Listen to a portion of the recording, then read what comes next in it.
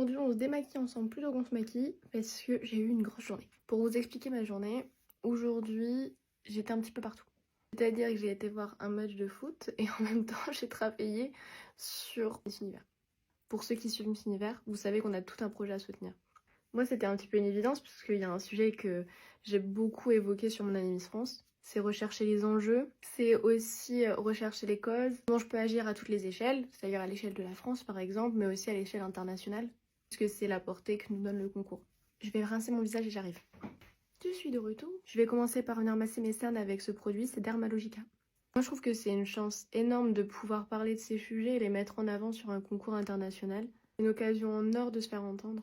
Parce que vraiment ce que j'aime dans les concours de Miss, c'est que au-delà du concours de beauté, c'est qu'il y a un vrai message derrière. On voit au-delà de la beauté physique, c'est vraiment une personnalité, c'est un tout et c'est ça que je trouve beau. On me demande souvent ce que je mets sur ma peau pour justement éviter trop d'imperfections. J'utilise tous les jours le sérum Caudalie anti-tache. Puis je suis vraiment super contente de pouvoir porter cette cause à l'international. Je me suis rendu compte que ça avait eu un impact sur moi beaucoup plus fort que ce que je pensais. Et j'ai envie d'aider toutes ces personnes qui pour l'instant ne sont pas entendues et pensent être seules. J'adore avec les nouveaux pots Caudalie, c'est qu'il y a des recharges. J'ai travaillé là-dessus un petit peu toute la journée, je vous avoue.